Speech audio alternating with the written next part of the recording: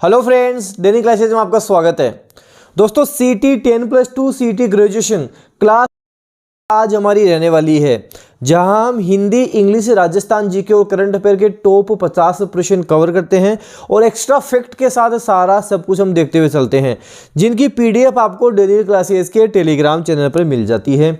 साथ ही दोस्तों सीटी 10+2 की बात कर लो, ग्रेजुएशन की बात कर लो, अगर आपको टेस्ट सीरीज ज्वाइन करनी है, डेली क्लासेस की ऐप डाउनलोड करें, वहां से आप टेस्ट लगा सकते हैं, टेस्ट दे सकते हैं। टॉप 15 आपको वहां पे टेस्ट मिलेंगे। पिछली जो क्लास थी उसमें अच्छे लेवल के क्वेश्चंस थे, आज की क्लास में भी थोड़े अच्छे लेवल के क्वेश्चंस मैंने लिए हैं, ताकि आपके एग्जाम में कैसा भी पेपर आए आप उसको अच्छा करके आओ, आपका पेपर पूरा अच्छा जाए। तो चलिए दोस्तों क्लास हम शुरू करते हैं। सबसे पहले हम बात करेंगे जीके के बारे में। जीके के कुछ क्वेश्चन से देखेंगे। जैसे सोरसेन नामक स्थान प्रसिद्ध है, सोरसेन स्थान क्यों प्रसिद्ध आपको बताना है। ऑप्शन दे रखे हैं, 4 ऑप्शन में आपको आंसर देना है। सोरसेन स्थान क्यों प्रसिद्ध है, तो ऑप्शन हमारा फर्स्ट सही हो जाएगा कि गोडाउन पक्षी की शरण स्थली है।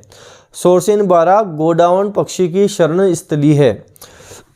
गोडाउन पक्षी की हम बात करेंगे, इसका जो साइंटिफिक नेम है वो अर्डियोटिस नाइग्रीसेप्स है। अर्डियोटिस नाइग्रीसेप्स इसका साइंटिफिक नेम है। इसको हम हुकना, गुधनमेर, सोहन चिड़िया, ग्रेट इंडियन बस्टर्ड आदि नामों से भी जानते हैं। ज़्यादातर हम बात करेंगे जैसलमेर वाले क्षेत्र में आपको गोडाउन देखने को मिलेगा। राष्ट्रीय मरु उद्यान में इसको संरक्षण भी मिला हुआ है। ये हमारा राज्य पक्षी है, जिसको राज्य पक्षी का दर्जा 1981 में मिला था। गोडा वन से ध्यान रखना, 1981 में राज्य पक्षी का दर्जा दिया गया था।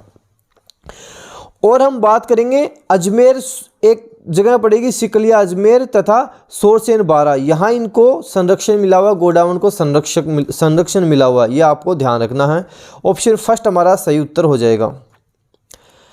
अगला है कि राजस्थान का राज्य खेल क्या है, आपको बताना है।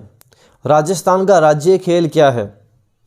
राजस्थान का राज्य खेल बास्केटबॉल है। एग्जाम में पूछ सकता है राजस्थान का राज्य खेल जो बास्केटबॉल है, इसे राज्य खेल का दर्जा कब दिया गया था।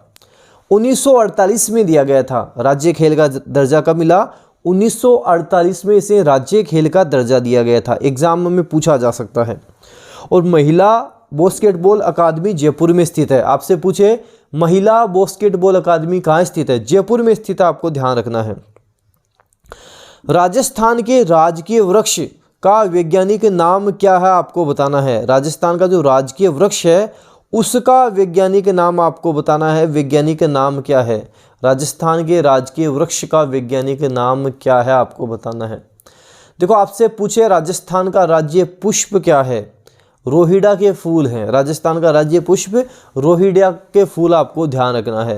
राजस्थान का राज्य वृक्ष क्या है, खेजड़ी राजस्थान का राज्य वृक्ष है। राजस्थान का राज्य वृक्ष खेजड़ी है, जिसका साइंटिफिक नेम प्रोसेसिप सीनेरेरिया है। क्या नाम है, प्रोसेसिप सीनेरेरिया, आपको ध्यान रखना है। पुष्प का नाम पूछे तो टिकोमेला अंडुलेटा, आपको ध्यान रखना है, तो आपको ध्यान देना है। इसके हम बात करेंगे, ऑप्शन सेकंड से हो जाएगा। राज्य के वृक्ष का नाम प्रोसेसिप सीनेरेरिया है, आपको ध्यान रखना है। 31 अक्टूबर 1983 में घोषित राजस्थान का कल्प वृक्ष है, राजस्थान का गौरव कहते हैं। भारतीय धर्म ग्रंथों में शमी वृक्ष भी इसे कहा जाता है। भारतीय धर्म ग्रंथों में शमी वृक्ष भी इसे हम कहते हैं। अगला है कि कालीबंगा का शाब्दिक अर्थ क्या है। कालीबंगा का शाब्दिक अर्थ आपको बताना है क्या है। कालीबंगा का शाब्दिक अर्थ है काली चूड़ियाँ। कहाँ, काली चूड़ियाँ इसका शाब्दिक अर्थ है, तो ऑप्शन हो जाएगा से काली चूड़ियाँ। जैसे ही कालीबंगा सभ्यता का नाम आएगा, आपको ध्यान रखना है कालीबंगा सभ्यता घग्गर नदी के किनारे विकसित हुई थी। कालीबंगा सभ्यता की खोज अमलानंद घोष ने की थी। उत्खनन का कार्य बीबीलाल व बीके थापड़ ने किया था। घग्गर नदी की बात हो रही है तो घग्गर नदी को मृत नदी, नट नदी, हकरा, दृष्टति, सरस्वती आदि नामों से जाना जाता है। निम्न में से कौन सा प्राचीन स्थल उत्खननकर्ता सुमेलित नहीं है। बैराठ दयाराम साहनी, आहड़ एसपी जैन, कालीबंगा ए घोष और Bagor VN Mishra. First option की बात करेंगे बैराठ दयाराम साहनी, बिल्कुल सही है। सेकंड ऑप्शन हमारा गलत है, क्योंकि इसकी हम बात करेंगे आहड़ की तो सर्वप्रथम R.C. अग्रवाल ने 1954 में इसका उत्खनन का कार्य करवाया था और 61-62 में V.N. मिश्रा व H.D. साकलिया ने करवाया था। तो दूसरा इसमें गलत है। कालीबंगा मैंने भी बताया, अमलानंद घोष तो बिल्कुल सही है। बागोर V.N. मिश्रा बिल्कुल सही है। बागोर की सभ्यता भीलवाड़ा कोठारी नदी के किनारे, कई बार पूछ लेता है। तो ऑप्शन सेकंड गलत है, बाकी सारे सही हैं। ये जो PDF आपको मिलती है एक्स्ट्रा फैक्ट के साथ PDF मिलती है, जो डेनियल क्लासेस के टेलीग्राम चैनल पर आपको मिलती है। किस शिलालेख में चौहानों को वत्स गोत्र ब्राह्मण कहा गया है? बिजोलिया शिलालेख में कहा गया है। किस शिलालेख में कहा गया है? बिजोलिया के शिलालेख भीलवाड़ा। ऑप्शन से हमारा सही उत्तर हो जाएगा। बिजोलिया शिलालेख भीलवाड़ा में कहा गया है चौहानों को वत्स गोत्रीय ब्राह्मण कहा गया है। और हम बात करेंगे चौहान की, इनका आदि पुरुष मूल पुरुष संस्थापक वासुदेव चौहान को माना जाता है, जिन्होंने सांबर झील का भी निर्माण करवाया था। आपको ध्यान रखना, कई बार एग्जाम में पूछ लेता है। वह दुर्ग जिसके चारों ओर खाई होती है कहलाता है। वो दुर्ग जिसके चारों ओर खाई होगी उसको क्या बोलेंगे? उसे हम पारीख दुर्ग बोलेंगे। पारीख दुर्ग बोलेंगे। जिसे हम बात करेंगे भरतपुर के लोहागढ़ दुर्ग की बात करेंगे। कौन सा दुर्ग है? पारीख दुर्ग है। तो भरतपुर दुर्ग तथा बीकानेर का जूनागढ़ दुर्ग इसी श्रेणी में आते हैं। तो ऑप्शन ब पारीख दुर्ग कहलाता है, आपको ध्यान रखना है।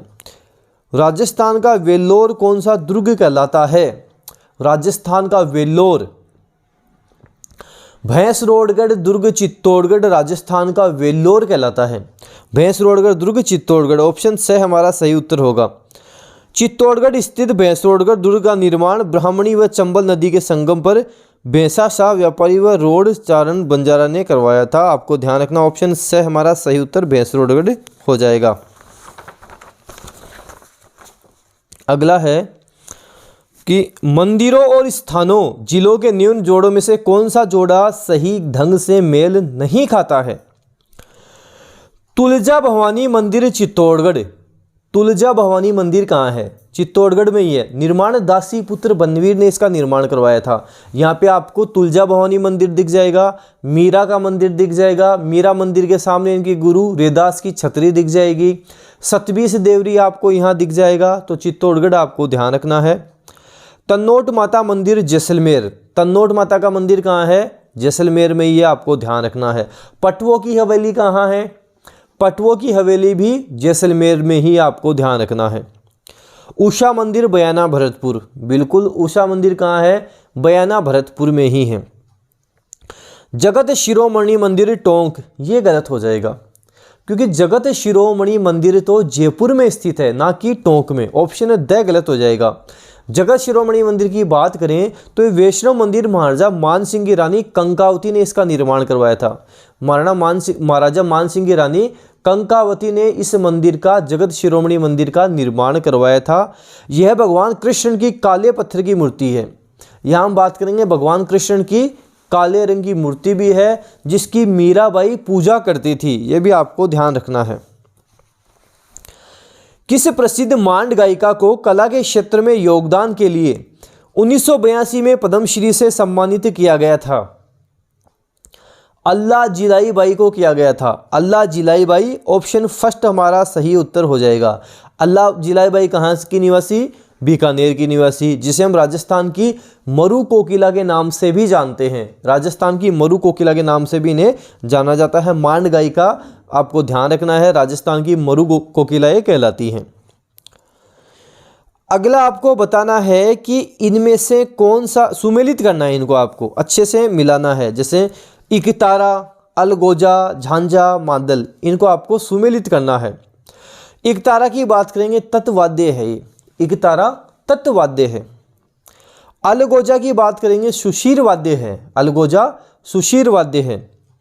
झांझा की बात करेंगे, घन वाद्य है। झांझा एक घन वाद्य है। और मादल की बात करेंगे, अवनद वाद्य है। मादल अवनद वाद्य है। तो इस तरह से इनको सुमेलित आपको करना है। भारत के सबसे लोकप्रिय लोक नृत्यों में शामिल घूमर किस जनजाति द्वारा प्रारंभ किया गया था? गरासिया जनजाति द्वारा प्रारंभ किया गया था। गरासिया जनजाति कहाँ की है? सिरोही की है। तो गरासिया जनजाति द्वारा प्रारंभ किया गया, तो ऑप्शन द हमारा सही होगा। घूमर नृत्य राजस्थान की आत्मा कहलाने वाले लोक नृत्यों का सिरमौर। घूमर नृत्य गुजरात के गरबा से मिलता है और मच्छी नृत्य भी इस नृत्य का ही एक रूप है। निमाणी एवं रागड़ी किस बोली की विशेषता है? मालवी बोली की विशेषता है। किसकी है? मालवी की। ऑप्शन हो जाएगा ब मालवी। कोटा, झालावाड़, चित्तौड़गढ़ आदि जिलों में बोली जाने वाली भाषा मालवी भाषा। इसकी उपबोलियाँ की हम बात करेंगे, रतलामी व सोंधवाड़ी इसकी उपबोलियाँ हो जाएंगी, निमाड़ी इसकी उपबोलियाँ हो जाएंगी। तो निमाड़ी रागड़ी किसकी बोली की विशेषता है? मालवी की है। ऑप्शन ब मालवी। मुंशी देवी प्रसाद ने किसको राजस्थान का अब्बुल फजल कहा है? मुंशी देवी प्रसाद ने किसको कहा है? मुहणोत नैणसी को कहा है। तो आपको ध्यान देना है, मुहणोत नैणसी। मुहणोत नैणसी को राजस्थान का अब्बुल फजल किसने कहा? मुंशी देवी प्रसाद ने कहा है। तो आपको ध्यान देना है, एग्जाम के अकॉर्डिंग अच्छा प्रश्न है, एग्जाम में बन सकता है। ऑप्शन फर्स्ट हमारा सही उत्तर हो जाएगा। सूर्यमल मिश्रण दे रखा है एक ऑप्शन। वंश भास्कर, वीर सतसई, छंद मयूख, बलवंत विलास, धातु रूपावली, रामरन जाट किसकी रचना है? सूर्यमल मिश्रण की है। एक देर का कन्हैयालाल सेठिया, पीथल और पाथल अरे घासरी रोटी। पीथल और पाथल अरे घासरी रोटी। धरती धोरारी, मिंझर, लीलटांस, निग्रंथ कन्हैयालाल सेठिया। विजयदान देथा, बातारी फुलवारी। मोस्ट इंपोर्टेंट है इनकी, बातारी फुलवारी, आपको ध्यान रखना है। हमीर रासो एवं हमीर काव्य के रचनाकार कौन है? हमीर रासो जोधराज सारंगधर। तो हम बात करेंगे हमीर महाकाव्य हमीर रासो के कौन है? हमीर रासो और हमीर महाकाव्य के रचनाकार कौन है आपको बताना है। तो हम बात करेंगे हमीर रासो जोधराज और सारंगधर थे। हमीर महाकाव्य नयन चंद्र सूरी हैं। हमीर महाकाव्य नयन चंद्र सूरी आपको ध्यान रखना है। हमीर रासो जोधराज और सारंगधर आपको ध्यान रखना है। इनमें से कौन सा संधि शब्द सही नहीं है? अब हिंदी की बात करेंगे, हिंदी के कुछ क्वेश्चन हम देखेंगे। कौन सा संधि शब्द इसमें सही नहीं है आपको बताना है। रवि प्लस इंद्र बराबर रविंदर। ई प्लस ई बड़ी ई बना देंगे, दीर्घ स्वर संधि हो जाएगी रविंद्र, ई की बड़ी मात्रा आएगी। तथा प्लस एव बराबर तथेव। ए के बाद में ए तो ऐ हो जाता है, वृद्धि स्वर संधि, बिल्कुल सही है। नी प्लस रोग निरोग। नी प्लस रोग निरोग, विसर्ग लगा हुआ है, बिल्कुल सही है। मने प्लस ताप मनस्ताप, बिल्कुल सही है। फर्स्ट गलत है, बाकी तीनों सही है। संधि विच्छेद का उदाहरण है, इनमें से आपको बताना है संधि विच्छेद कौन सा है, कौन सा सही बना हुआ है। जैसे तथेव, तथा प्लस एव, एव नहीं होगा, एक मात्रा ऊपर मात्रा इसमें नहीं आएगी, गलत है। स्वच्छ, सु प्लस अच्छे से स्वच्छ बनेगा, सु प्लस अच्छे से स्वच्छ बन जाएगा, यण संधि हो जाएगी। महा प्लस ऋषि बराबर महर्षि, ए के बाद में री आ गया तो अर हो जाता है, गुण संधि है, बिल्कुल सही है। ऑप्शन से हमारा सही है। अन्वेक्षण अनु प्लस एषण, एषण में मात्रा नहीं आती है ऊपर, अनु प्लस एषण तो सही है लेकिन मात्रा नहीं आती है उसमें, तो तीसरा इसमें सही है, बाकी सारे गलत हैं। सच्छात्र शब्द का विच्छेद इनमें से कौन सा है? सच्छात्र, सत प्लस शास्त्र है, सत प्लस शास्त्र सच्छात्र हो जाएगा, मतलब अच्छा शास्त्र की हम बात करेंगे तो व्यंजन संधि इसमें हो जाएगी। ऑप्शन से सही उत्तर होगा। अप्रत्याशित शब्द में मूल शब्द है, अप्रत्याशित शब्द में मूल शब्द कौन सा आपको बताना है। अप्रत्याशित मूल शब्द कौन सा है? हम बात करेंगे ए, इसमें उपसर्ग है, अप्रत्याशित में ए उपसर्ग लगा हुआ है, प्रति उपसर्ग लगा हुआ है, प्रति भी उपसर्ग लगा हुआ है। आशा मूल शब्द है, आशा मूल शब्द है, और इत प्रत्यय है, इत प्रत्यय है। अप्रत्याशित, प्रति प्लस आशित, अप्रत्याशित आपको ध्यान रखना है। ए उपसर्ग, प्रति उपसर्ग, आशा मूल शब्द और इत प्रत्यय लगा हुआ है। किस शब्द में उपसर्ग का प्रयोग नहीं हुआ है? हम सफ़र, हम उम्र, हम लोग, हम वतन।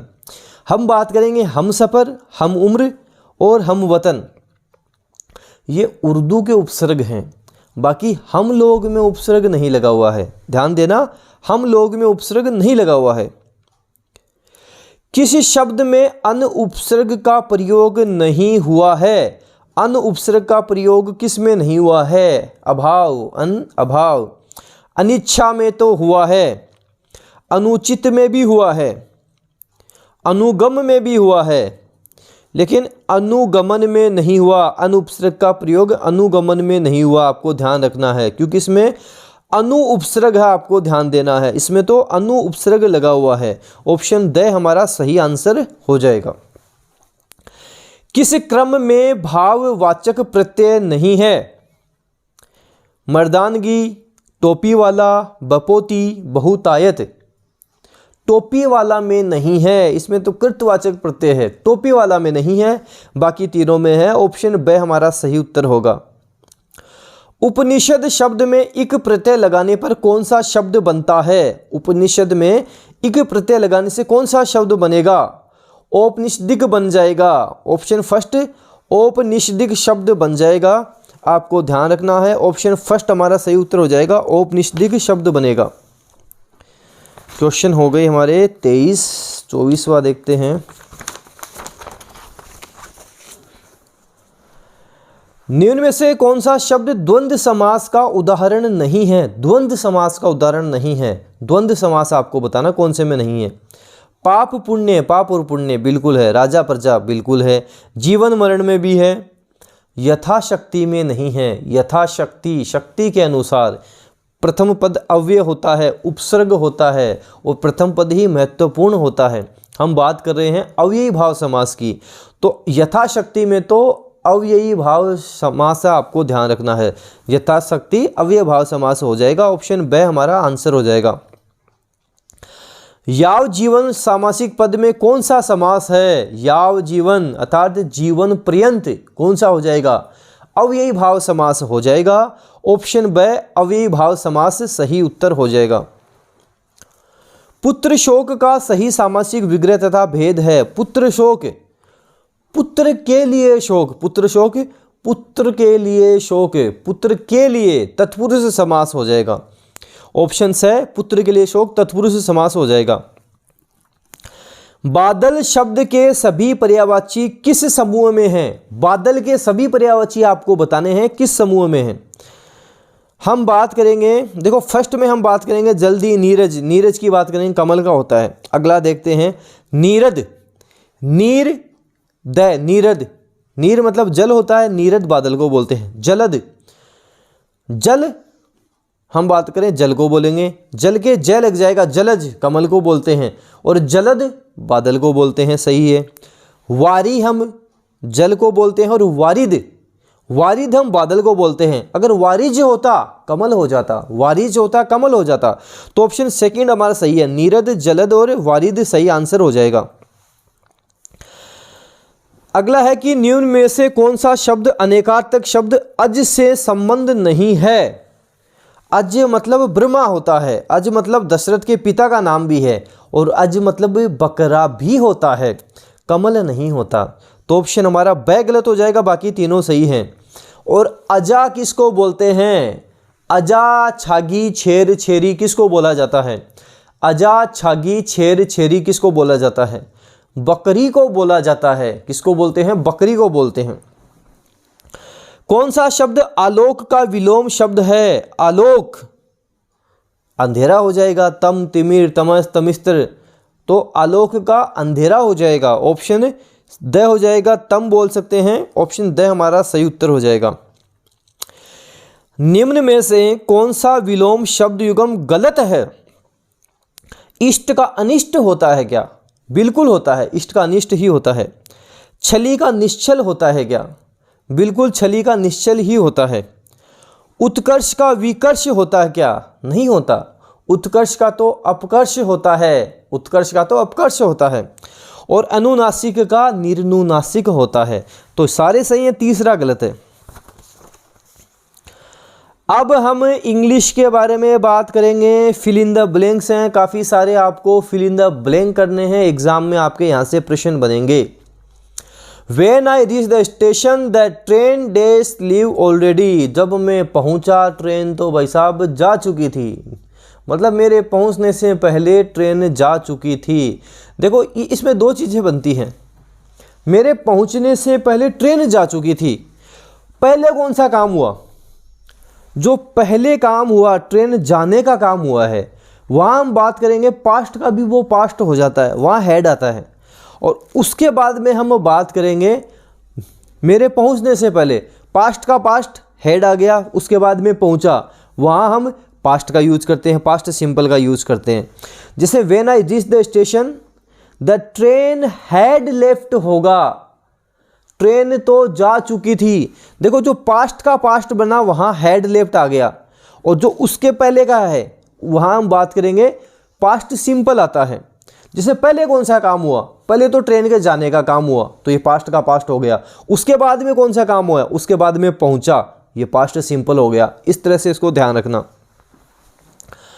Mohan rather tired today, Mohan rather tired today, मतलब मोहन आज थका हुआ सा लग रहा है। इसमें हम नॉर्मली बात करें प्रेजेंट सिंपल का यूज करते हैं, तो मोहन सिम्स आएगा यहाँ पे, सिम्स हम बोलेंगे। Option first Mohan seems rather tired today, आपको ध्यान रखना है। वैसे एक्स्ट्रा फैक्ट में भी आपके यहाँ पे काफ़ी चीज़ें लिखी हुई हैं, जैसे वर्ब्स जो फीलिंग, थिंकिंग, इमोशंस, पोजीशन का बोध कराती हैं, वहाँ सिंपल टेंस का हम यूज करेंगे। मोहन एक वजन है वो तो आपको पता है, इसलिए हम सिम्स लगाए हैं। मोहन सिंगुलर इसलिए सिम्स हो जाएगा। Rome was not built in days day, in a day, ये एक कहावत ऐसे बोलते हैं ना कि हाँ हथेली पर सरसों नहीं उगते, रोम एक दिन में थोड़ी बन के तैयार हो गया था, तो इस तरह के हम बोलेंगे Rome was not built in a day, a article यहाँ पर आ जाएगा। Rajesh is dash better of the two for this job, Rajesh is the लगेगा, Rajesh is the better of the two for this job. Option तीसरा हमारा सही हो जाएगा। It has been raining dash morning, it has been raining dash morning, since morning होगा। देखो morning की बात कर लो, इवनिंग की बात कर लो, सिंस लगाते हैं। और हम बात करें जैसे जनवरी, फरवरी, मार्च, अप्रैल, जितने महीने सिंस लगाते हैं। कोई डेट हो गई सिंस लगाएंगे, घड़ी में जो टाइम दिख रहा है उसके आगे हम सिंस लगाएंगे। तो ये चीज़ें ध्यान रखना, इन सब के आगे सिंस लगता है। It has been raining since morning हमारा सही उत्तर हो जाएगा। Some people eat their food with their fingers होगा, विद देयर फिंगर्स होगा। Some people eat their food with their fingers सही उत्तर हो जाएगा, आपको ध्यान रखना है। अब कुछ सिनोनिम्स एंटोनिम्स हैं, जैसे एंटोनिम ऑफ कन्फर्म, कन्फर्म को हम बोलते हैं अनुरूप होना, अनुसार होना, उसी के अनुरूप होना, उसी के अनुसार होना। तो हम बात करेंगे, इसे हम बोल सकते हैं डिविएट बोला जा सकता है, डिविएट बोल सकते हैं। एंटोनिम पूछा है, डिविएट हो जाएगा भटक जाना, जिसे हम बोलते हैं। तो कन्फर्म अनुरूप अनुसार होता है, एंटोनिम की बात करेंगे तो डिविएट हो जाएगा। सिनोनिम ऑफ ओ, AWE का सिनोनिम बताना है। इसका मतलब होता है श्रद्धायुक्त विस्मय, या जिसे हम भय बोलते हैं, जो श्रद्धायुक्त भय होता है उसे ओ बोला जाता है, AWE। फियर बोला जा सकता है, फोबिया बोल सकते हैं, फ्राइट बोल सकते हैं, टेरर बोल सकते हैं। फियर, फोबिया, फ्राइट, टेरर बोला जा सकता है। ऑप्शन दूसरा हमारा सही उत्तर हो जाएगा। अब कुछ वन वर्ड देखते हैं। A medicine to counteract the effect of poison, विषधर औषधि को क्या बोलते हैं? एंटीडोट बोलते हैं। ऑप्शन फर्स्ट एंटीडोट बोला जाता है, विषधर औषधि को हम एंटीडोट बोलते हैं। One who is engaged in charitable works is called, क्या बोलेंगे? लोक हितैषी व्यक्ति, फिलेंथ्रोपिस्ट बोलेंगे, फिलेंथ्रोपिस्ट। ऑप्शन फोर्थ सही हो जाएगा। One who is engaged in charitable works is called philanthropist. अब आपके करंट अफेयर्स के कुछ क्वेश्चंस हम देखेंगे। मिर्गी के बारे में जागरूकता पैदा करने के लिए हर साल भारत में किस दिन को राष्ट्रीय मिर्गी दिवस के रूप में मनाया जाता है? 17 नवंबर को मनाया जाता है। राष्ट्रीय मिर्गी दिवस 17 नवंबर को मनाया जाता है। ऑप्शन 4 17 नवंबर। वाराणसी में महीने भर चलने वाले कार्यक्रम काशी तमिल संगम का उद्घाटन किसने किया? भारत के प्रधानमंत्री नरेंद्र मोदी ने किया। किसने किया? भारत के पीएम नरेंद्र मोदी ने किया। अगला प्रश्न मोस्ट इंपोर्टेंट, स्टार लगा लेना, एग्जाम में सीधा सीधा देखने को मिल सकता है। Federation of Indian chambers of commerce and industry, FICCI ने अपना अगला अध्यक्ष किसे नामित किया है? फिक्की का अगला अध्यक्ष कौन है? तो शुभक्रांत पांडा है। शुभक्रांत पांडा ऑप्शन हमारा हो जाएगा सर, शुभक्रांत पांडा हो जाएगा। राष्ट्रीय कैडेट कोर का स्थापना दिवस कब मनाया जाता है? राष्ट्रीय कैडेट कोर स्थापना दिवस कब मनाते हैं? 27 नवंबर को मनाते हैं। 27 नवंबर ऑप्शन से सही उत्तर हो जाएगा। 27 नवंबर हमारा सही उत्तर हो जाएगा। भारत ऑस्ट्रेलिया के मध्य सैन्य अभ्यास का क्या नाम है? अभी भी चल रहा है सैन्य अभ्यास। ओस्ट्रा हिंद 22 नाम है। ओस्ट्रा हिंद 22, भारत ऑस्ट्रेलिया के मध्य ओस्ट्रा हिंद 22, ऑप्शन ब हमारा सही उत्तर होगा। अच्छा, ये अभ्यास हो कहाँ रहा है? ये अभ्यास महाजन बीकानेर में हो रहा है। महाजन बीकानेर में हो रहा है। हाल ही में एक वर्ष के अंतराल में 1000 T20 रन बनाने वाले पहले भारतीय क्रिकेटर कौन बन गए हैं? 1000 T20 रन बनाए हैं। सूर्य कुमार यादव बन गए हैं। ऑप्शन से सूर्य कुमार यादव बन गए हैं। 400 T20 मैच खेलने वाले पहले भारतीय खिलाड़ी कौन बन गए हैं? रोहित शर्मा बन गए हैं। 400 T20 मैच खेलने वाले पहले खिलाड़ी रोहित शर्मा बन गए हैं। पूजा पटेल 36वें राष्ट्रीय खेलों में स्वर्ण पदक जीतने वाली पहली एथलीट बन गई हैं। किसमें जीता है स्वर्ण पदक? योगासना में जीता है। ऑप्शन से योगासना हमारा सही उत्तर हो जाएगा। ग्रामीण महिलाओं को इंटरनेट का प्रशिक्षण देने के लिए कंप्यूटर सखी प्रोग्राम राजस्थान के किस जिले में किया गया? चूरू जिले में किया गया है। कंप्यूटर सखी प्रोग्राम राजस्थान का चूरू जिला हो जाएगा। और अंतिम प्रश्न है, बुकर पुरस्कार 2022 से किसे प्रदान किया गया है? शेहान करुणा तिलका को प्रदान किया गया है। ऑप्शन फर्स्ट, बुकर पुरस्कार 2022 शेहान करुणा तिलका को प्रदान किया गया है। श्रीलंका के लेखक हैं शेहान करुणा तिलका, आपको ध्यान रखना है। इनका जो उपन्यास है उसका नाम है 7 moons of Maali Almeida. 7 moons of Maali Almeida इनके उपन्यास का नाम है। तो ये आपके टॉप 50 प्रश्न एक्स्ट्रा फैक्ट के साथ सारा सब कुछ हमने अच्छे से कवर किया। पीडीएफ आपको इसकी डेनियल क्लासेस के टेलीग्राम चैनल पे मिलती है, वहाँ पे पीडीएफ देख सकते हैं। CT 10+2 CT ग्रेजुएशन, अगर टेस्ट सीरीज ज्वाइन करनी है तो डेनियल क्लासेस की ऐप डाउनलोड करें, वहाँ पर टेस्ट सीरीज दे सकते हैं।